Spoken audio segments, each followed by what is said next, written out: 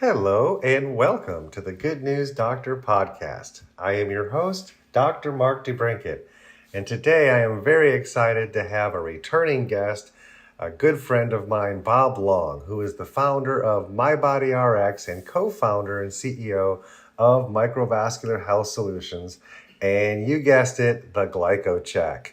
We were so excited to have him on last year to we learned all about this camera that assessed our microvascular health, and we've been able to track people's health over this entire last year.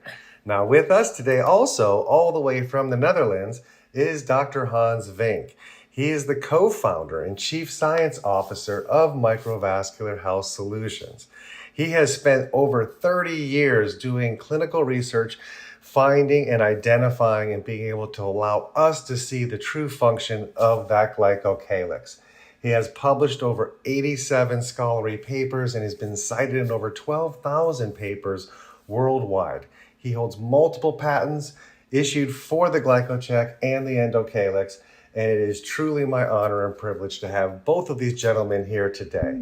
So thank you for joining us, and I look forward to what we're about to talk about. Thank you guys. I really appreciate you joining me today on the show. Bob, it's been a year since you've been on our podcast, and we've had so many great reviews of our podcast and sharing basically the story of you two gentlemen and your history in creating the GlycoCheck machine and the MyBodyRx products, and then joining forces together and really coming out with an amazing package that's truly going to change the planet. Now, a year ago, we were in a soft launch phase, and I was fortunate enough to be one of the doctors that could have this amazing technology in my practice. And so we've seen hundreds of patients over the last year, and we're able to scan them with that GlycoCheck. And much to my surprise, some of the patients that I thought were going to be the healthy ones with the highest scores because they look good on the outside and they're active, but ended up having some stuff going on inside and a very poor score as a result. And then other patients that I would think would get poor scores actually scored average or maybe even a little above average. So it truly is amazing that it's not just how you look on the outside and how you might feel yourself.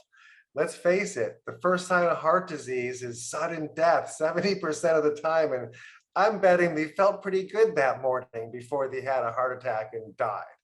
And so I feel so honored that for the first time we have technology now that we don't have to just be a ticking time bomb in the background saying, I hope I don't have a heart attack this year, and not really knowing our true risks. Are we functioning at the capillary level to a degree that we shouldn't have to worry so much about some unintended side effect of a cardiovascular event? Or should we be concerned that I'm fortunate that I'm still alive after all the things that we've all been through, and I better do something about this because that picture is not looking good? So we basically have a thermostat now that kind of measures exactly where we're at. And this has been validated time and time again. We've published so many studies, and it really is exciting that it's about to finally be launched to the public, and so many doctors that have been waiting are about to have their dreams come true. I know we've all lost a lot of sleep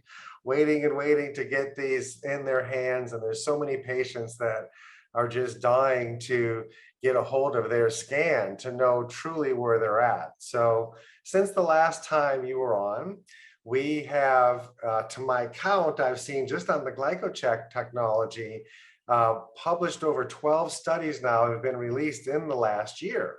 And so I wanted to take today's episode and talk about some of those highlights, because we are in a situation that COVID has changed so many people's lives, and we really don't know what's been going on and the kind of damage and the things that we're seeing. But you know, this platform, we're happy to tell you exactly what we're seeing and what you published. I know we've had a few things come out in that category. So, you know, let's talk about these latest studies that are coming out. This is so exciting, because I know it takes so much money and so many years to complete one of these, let alone finally be able to get it published. So I know that this is great to see so many come out in the same year, but I know that that took years to get to this point. We appreciate how much hard work you've all put into making that a reality. What was some of the highlights of the best studies that you've been waiting for that have come out? And maybe you can share some of that with the audience. Yeah, maybe I'll just make a few comments, then I'll turn it over to Hans, and we're prepared to kind of give you a quick overview of the studies that we've been able to publish. But as you mentioned, a lot of these studies have been in the works for a number of years. And,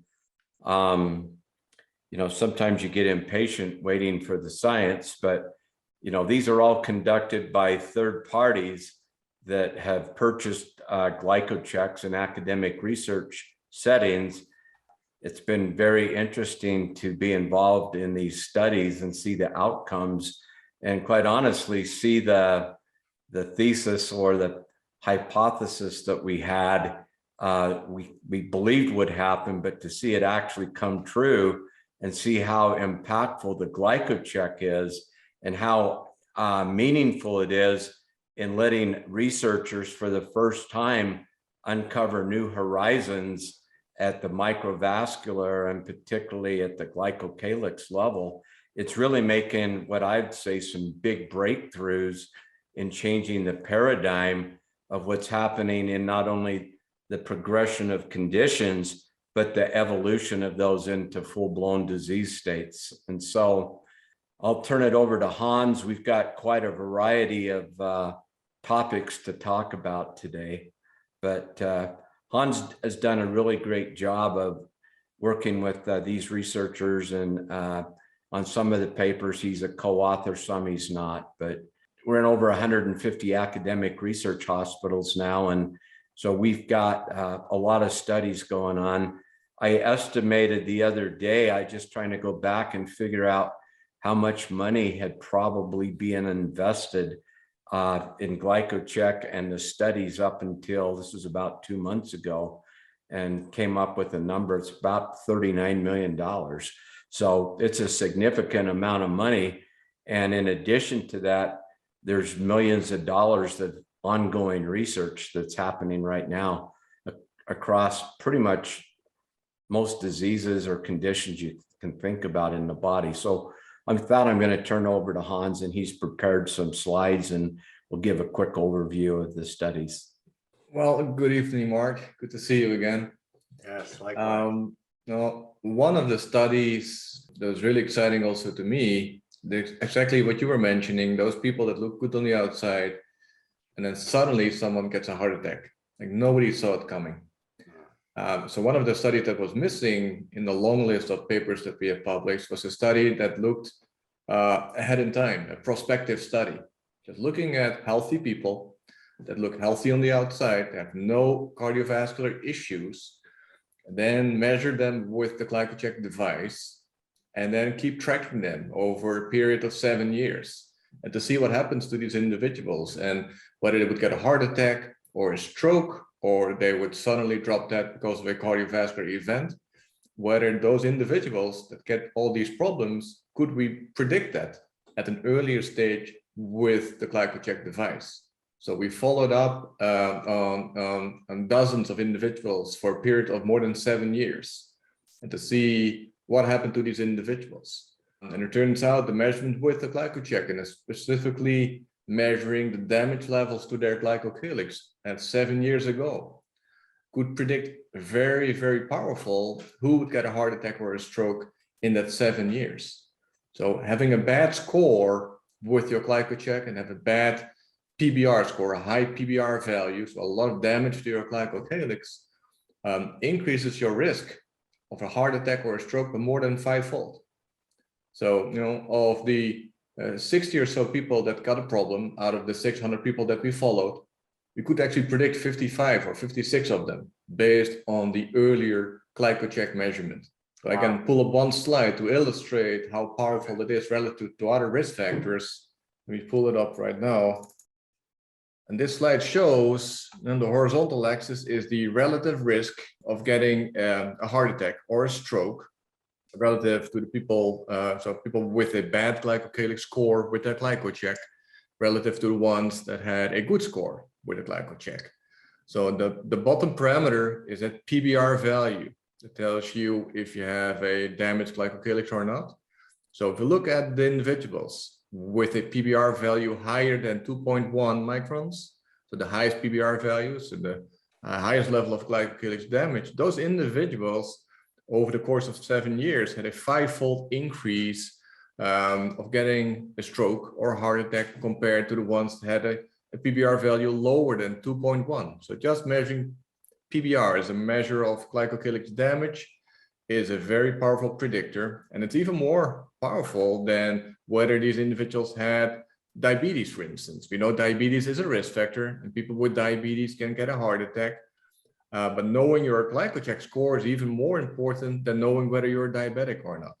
Same for a family history. So some families have higher risks because of genetics of getting a heart attack, or using ACE inhibitors for blood pressure, or using lipid-lowering agents to control your cholesterol. Doing the measurement with the GlycoCheck was even the most powerful tool we had to predict the risk of these individuals. So I think that was an important part of science that was missing. And we have been doing a lot of studies in patients showing over and over again that patient groups with increased cardiovascular risk have a damaged microvasculature and a damaged glycocalyx, and I have a few more that we added to that list. I'll show you a little bit later. But that actually confirms what we always think. All these diseases have some cardiovascular or microvascular component. But these were all healthy individuals. They didn't have any cardiovascular problems when we did those measurements. And even at that stage, when they are completely feeling perfectly healthy, no signs of any other problem, we could predict 7 years in advance who's going to get a heart attack down the road. So I think that's an important new study that came out only a few months ago. And just to talk about one of the things you said there, healthy individuals, we've taken GlycoCheck scans on all age patients. And just because you're younger doesn't mean that you're going to have a higher score. We have children that have very poor scores. Some of them have very high scores, and they probably don't even eat the greatest and have the great lifestyle, but they have good functioning, systems like we would expect. But nowadays, more than ever, there's just too many things that are attacking our microvascular system, and we're seeing kids with all ages start to be compromised and showing a poor score. So, this technology couldn't come at a better time when we have so many things right now that are directly attacking our glycocalyx, and we can see that happening. If we didn't have this technology, we just wondered why everybody's sick and can't heal from the inside out, and why we're not getting better.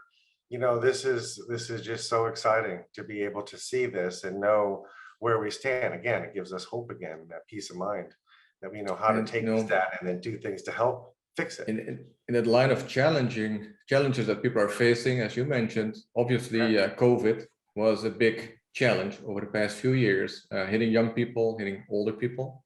That's right. So it's no surprise that we kept on working on different studies involving COVID patients.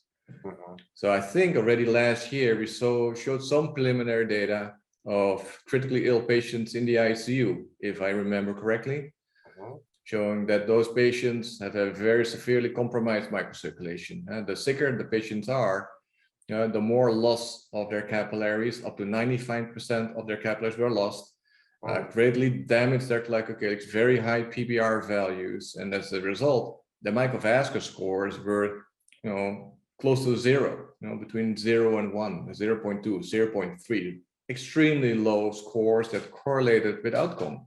So the lower the score, the more likely these individuals would not survive their stay in the ICU. Over the past year, I've been doing a lot of follow-ups. So we did additional tests. So first we developed a new test, taking blood samples from different kinds of patients, including COVID patients, and did what we call a proteomics study. So we measured a lot of different proteins in that blood sample. And then we compared the concentrations of different proteins with the different parameters that we can measure with the GlycoCheck device.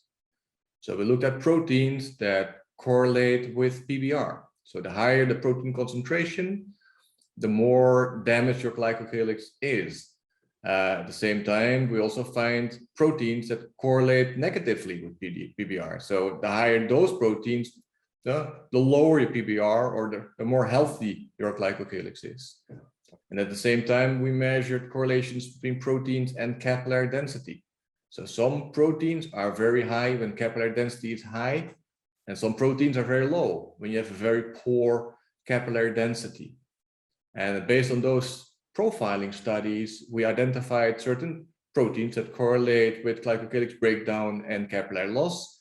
And we identified some proteins that correlate with the healthy glycocalyx and the higher capillary densities. And based on the good proteins compared with the bad proteins, we can come up with a proteomic signature that reflects the parameters that we also can measure with the GlycoCheck device. And the exciting part of that study is that even in older studies in which we only collected blood samples where no GlycoCheck devices were present, we can still measure that proteomic signature.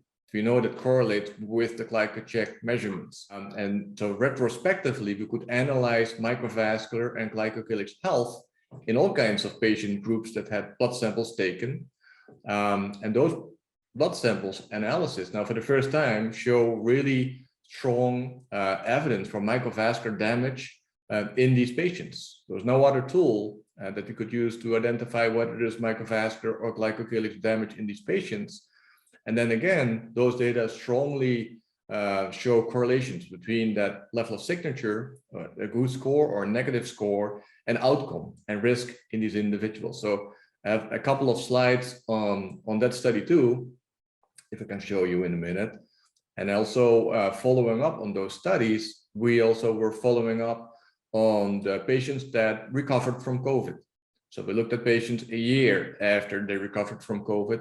And more recently, we followed up on 2 years, even 2 years after recovering from COVID, to see what their level of microvascular damage is. If it's they're recovering, if the damage stays present. So what's happening to these individuals that many of them start complaining of long-term, long-haul COVID complications. They are tired, they have more issues with the heart or the brain or kidney.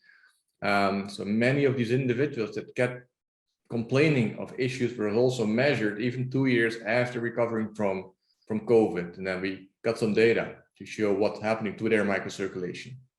So let me show you a few of those slides also. Sure, thank you.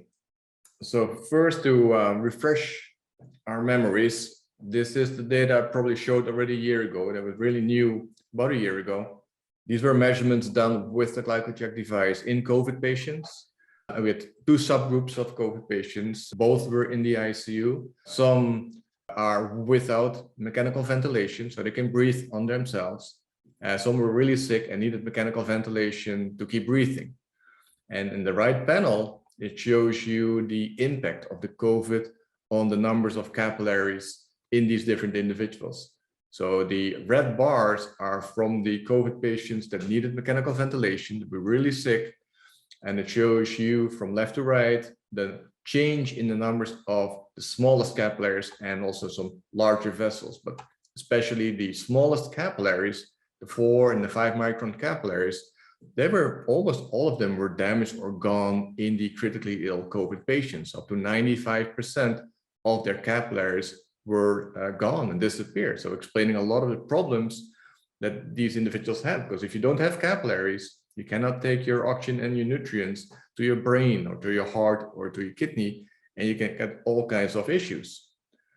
While this is again showing some results of that initial study, in addition to the loss of capillaries shown here in the middle panel, on the lower left, that shows you the level of glycocalyx damage. So glycocalyx damage is really high in the COVID patients, and the highest that level of damage we found in the COVID patients that needed mechanical ventilation. So combining the loss of capillaries with the huge level of glycocalyx damage, you see that the microvascular score, which combines both parameters, is really, really poor in the critically ill COVID patients on mechanical ventilation. So scores between 0 and 1. And then again, we showed also at that time that these poor scores correlate with outcome. So if you look at the relatively healthy individuals with the PBR values smaller than 2.3, so relatively healthy because they're all sick in the ICU, all the ones with the lowest PBR values or the relatively healthiest glycocalyxes, they all survive their stay in the ICU. So this is a survival curve, shows you what percentage of the individuals survived during their stays in the ICU. So we did a 2-month follow-up to see how they were doing. And the ones that had a relatively healthy glycocalyx, they all survived. There's 100% survival of these individuals. Well, in contrast, if you look at the individuals with a higher PBR value, so with the highest level of glycocalyx damage, you see the longer they stay in the ICU, the smaller their chance of survival is of these individuals getting out of the ICU alive. So we knew that a year ago. And then we did the follow-up study, the one I explained on the proteomics. So what this graph shows on the top left is the PBR value as we measured it with the GlycoCheck device. And then from left to right are the different proteins that we measured in blood samples and measured how they correlate with PBR. So on the right-hand side, the high green bars are proteins that have high concentrations when PBR is high. So they reflect glycocalyx damage. And on the left, you see the yellow ones are proteins that correlate negatively with PBR, which means if you have a high concentration of this protein, your PBR value is low and you have a healthy glycocalyx. So green is bad and yellow is good.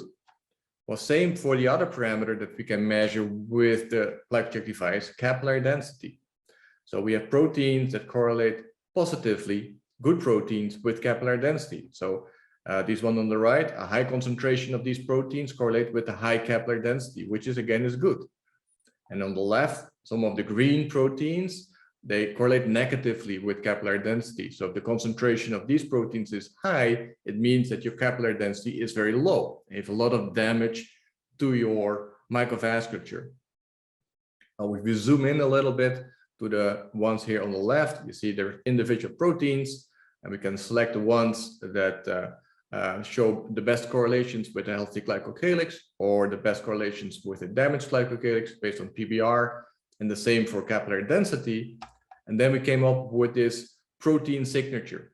So the healthy proteins that correlate with increased capillary density and a healthy glycocalyx are on top, divided by the risk proteins that show damage to your glycocalyx and damage to your capillary density. And that gives you a number, a protein signature. And that number on the lower right shows that healthy individuals have a high number, ranging again, about 7 or 8. And then people in the ICU or with COVID have extremely low protein signatures, reflecting poor glycocalyx and poor microcirculation. And then again, if we do some more studies on these same individuals with the protein signature, it shows, for instance, that protein signature as a measure for microvascular health declines significantly in the ones that have all kinds of clotting problems. So D-dimers are measured as a measure for clotting issues. So the higher your D-dimer number, the more clotting problems you have. And we see that those individuals with a compromised microcirculation and a lot of damage to their glycocalyx and capillaries are also the ones that have a lot of clotting issues. Similarly, we see that if we look at people that need oxygen or without oxygen in the ICU, or that need intubation, or people that die, so the more complications they have, that also correlates with a poor protein signature or a poor microvascular health. And same here, just compare whether they need to be intubated or would die is a very strong correlation with that microvascular proteomic signature.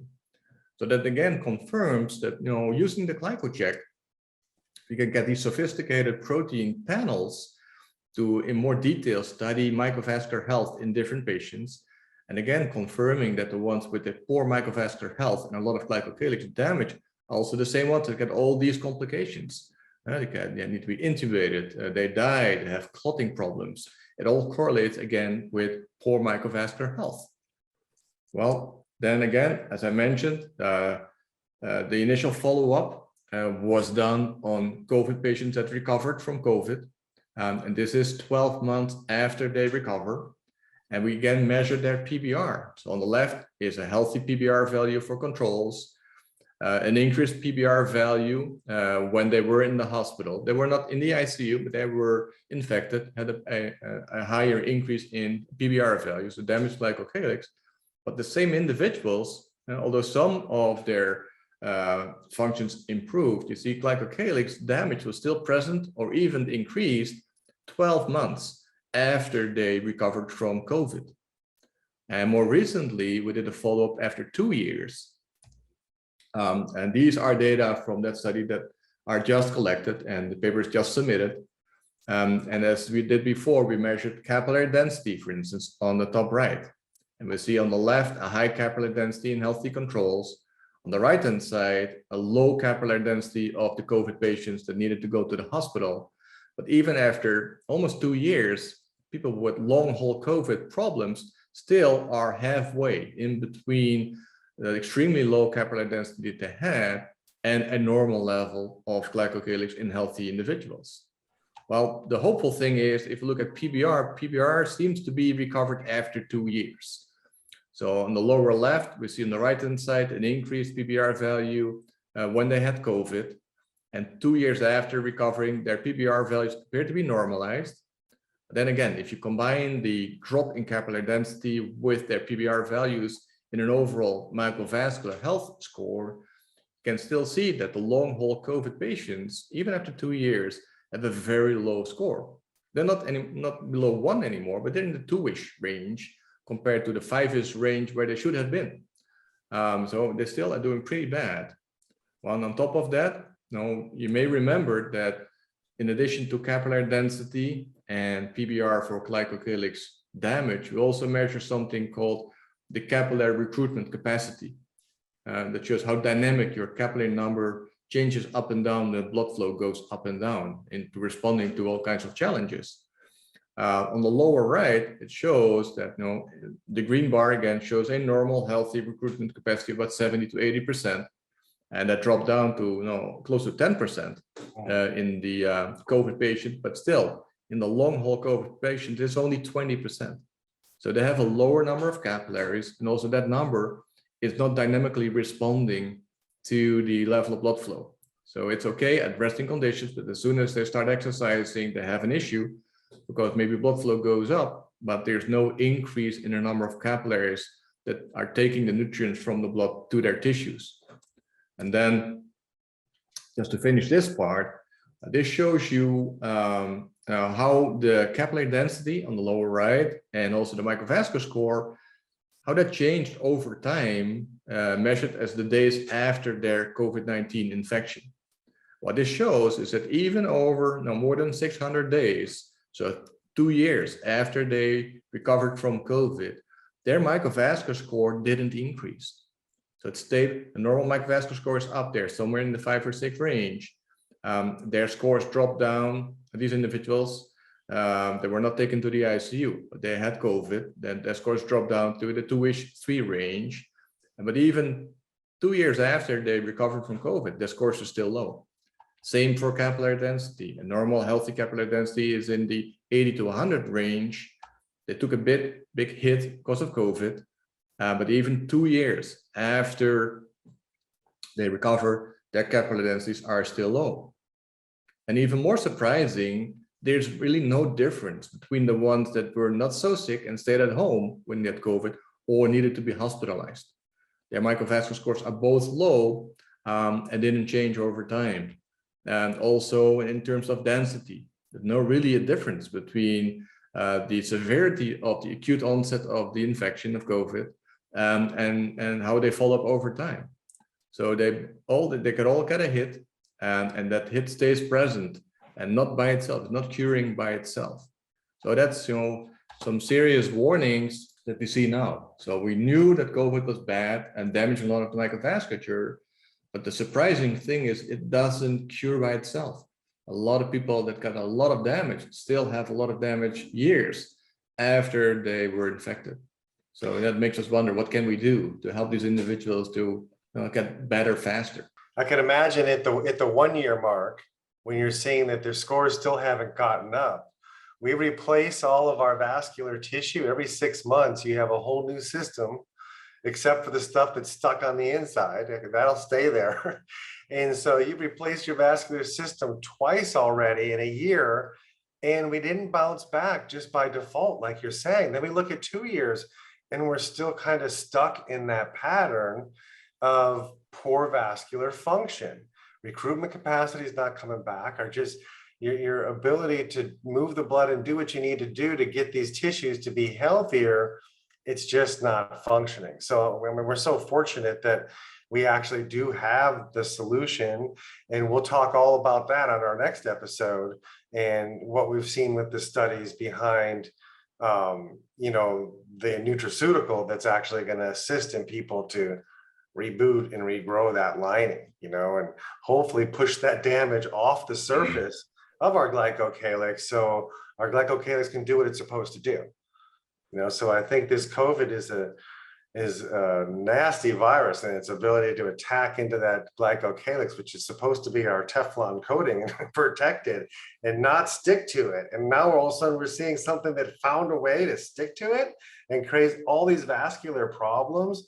Again, I can't say how appropriate it is to have this at this time in our lives, to be able to see what's happening and try to put our shields up and defend against it and figure out a way to regrow the turf and get that turf strong again, so it doesn't continue to be worn out. Thanks for sharing that, Hans. That was very insightful. We knew when we first started to see what happened with COVID that we suspected almost immediately the impact it would have on the glycocalyx and microcirculation. And so we were able to pivot because of the global pandemic. We were able to pivot on some studies that we were doing that had ongoing in sepsis. And we already had some groups that were running sepsis studies, and they pivoted to not only continue to do the sepsis, but then they added the COVID-19. And that's what led to a lot of this data that Hans was just able to share with you. But the thing that shocked us early was the degree of damage is almost at the same magnitude or worse as sepsis. COVID-19 is just as perplexing as sepsis is. And so good news is this data that Hans showed you has led to the discussion as to what do we do about it.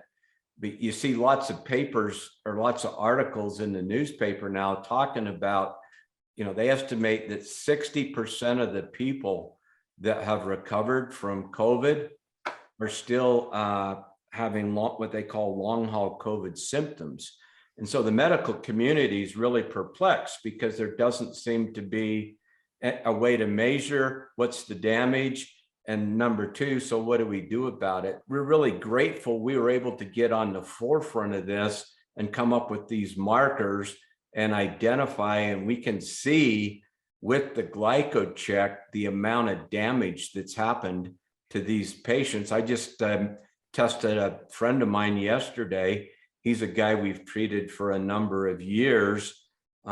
We helped him restore some of his kidney function, and then he got COVID in the last year, and he came in, and sure enough, his microvascular health score has the same signature of long haul COVID patients. His PBR is okay, just exactly what Hans showed you, but his microvascular density on the needles, they're all over the 4, 5, and 6. They're all over in the red zone, which is a perfect manifestation and confirmation of all the patients we've been measuring.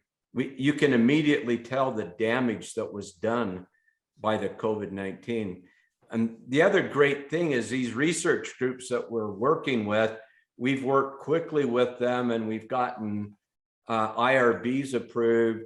And now we've moved to full-blown double-blind placebo clinical trials. And so the first one is just ready to start. It's all approved. one of the groups that Hans was sharing some numbers with, and it's starting, and we've got another group that's starting as well. The good news is we think we can get those studies done quickly and get the results out. Well, I love good news.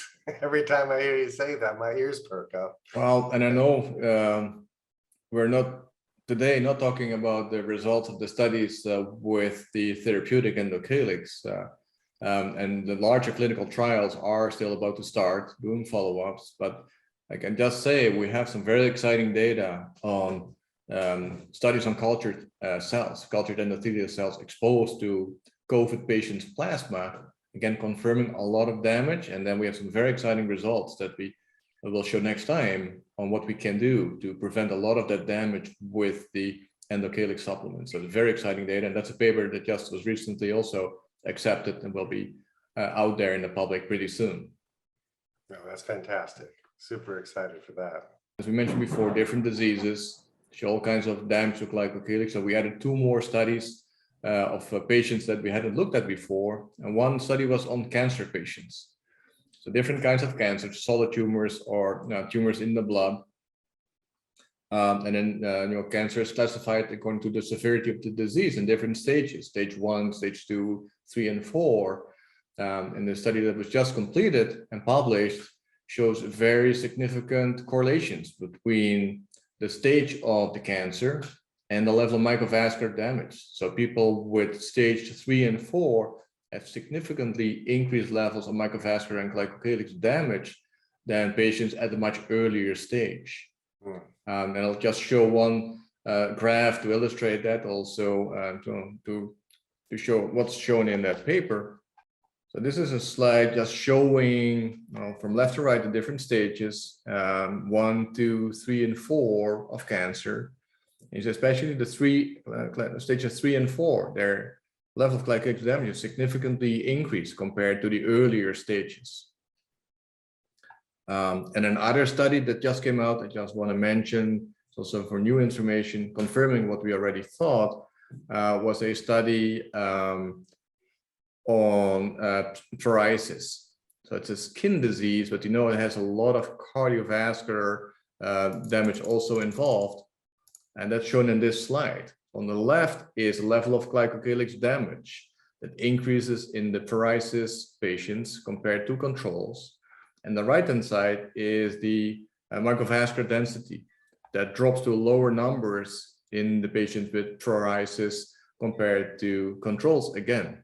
So again, confirming that all these diseases that appear to be all kinds of different causes of the problem, what they have in common very often is a lot of microvascular damage. Very exciting that we now are about to start several studies using the therapeutic to see if we can improve microvascular health, if we can also improve the outcome of these patients, not just as a side effect, see that their microvasculature is damaged, but hopefully also improve their condition and their health when we can improve their microvascular health from the inside out. Absolutely. I love pointing out the fact that we're healing from the inside out. Things that damage us and damage our cells happen from the outside in. And we can think that we're helping by, chasing symptoms in our life, but when we can really get to the root cause and help regrow better tissue from the inside out, better communication in our cells, and let our vascular lining, our entire soccer field, surface field of our body's vascular lining, that is really what's responsible for letting stuff in and through, on top of protecting it and causing the motion and all of that. But that lining is just so critical. And I think that now that we can see it and we can see the damage, and obviously it's all correlated back to so many diseases that you spent your entire career proving that this all lines up. And just like you just showed us in that cancer study, you would think that the further along they progress in their disease of whatever type of cancer it is, that they'd be more compromised.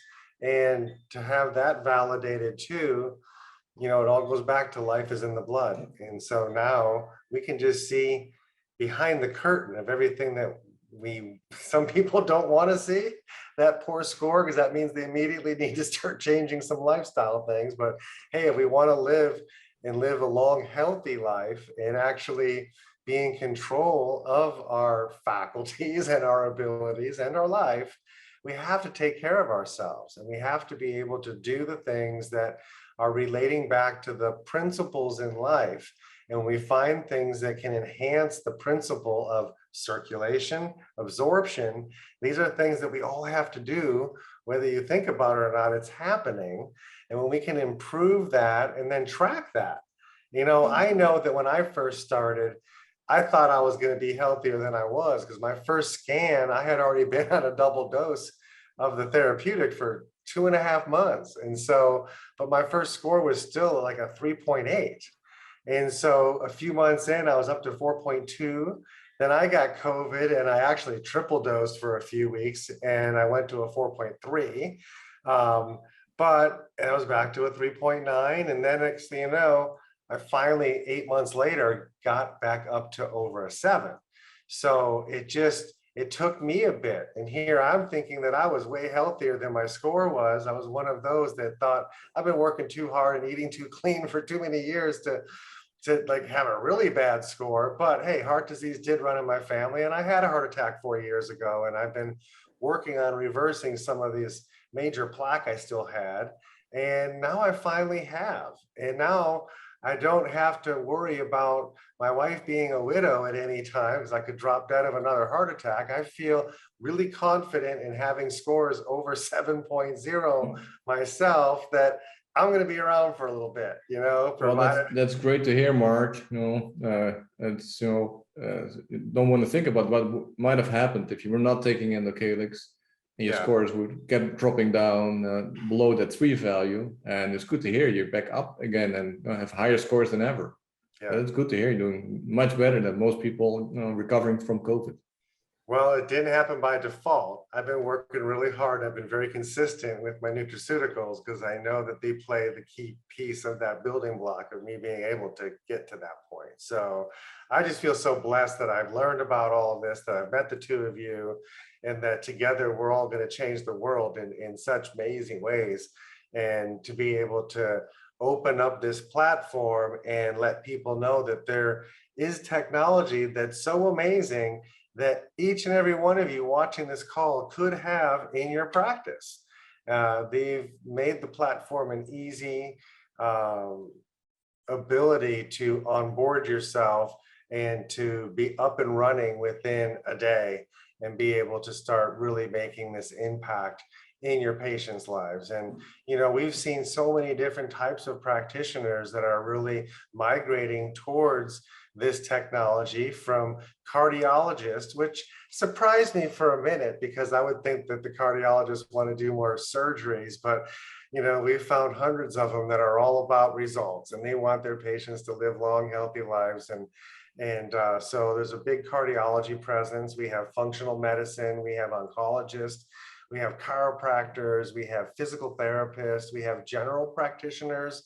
We're having so many doctors of all different types really migrate to this, because they can really help the patient know risk factors for everything, but it really helps them, understand what they need to do to get out of the crisis that they're in. And it all goes back to blood flow and bringing life in the blood to the tissues.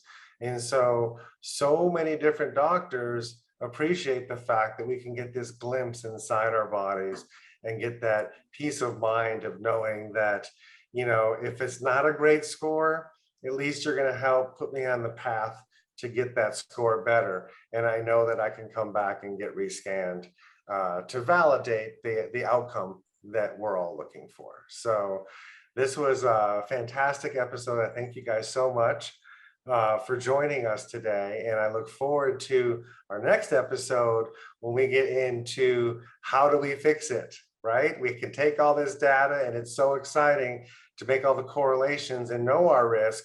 But at the end of the day, we all want to get our scores up into the green, above a 7.0, and we want to be able to have a whole planet of healthy functioning people that really love and care about each other and aren't afraid to help lift the ones up that are sick, that haven't heard about this through whatever channels. But I feel in a very short period of time, This machine will be a household name. Everybody will just know that we need to go at least yearly. I prefer my patients get checked quarterly so we can check. And sometimes if they're real critical, we might even take a look even sooner than that. But, you know, like anything, if you know where you're at, you know where you're going. And the choices that you've made in the past have all led up to exactly where you're at now. So if you don't get a good health score, maybe we need to do something a little bit different, you know, to have a different outcome in the fast. Is there anything else you'd like to leave our viewers with today? We've had a keen interest in correlating the results that we get with microvascular function and the GlycoCheck to known scores. And then we've also been looking to find other blood markers that we could create additional markers that give us further insight, not only into what causes breakdown, how much of that's in the blood, or what makes it stronger and what of that's in the blood. So this is on the cutting edge of the frontier to find blood tests that aren't even being done right now. These are only being done in a research setting. Wow, that's awesome.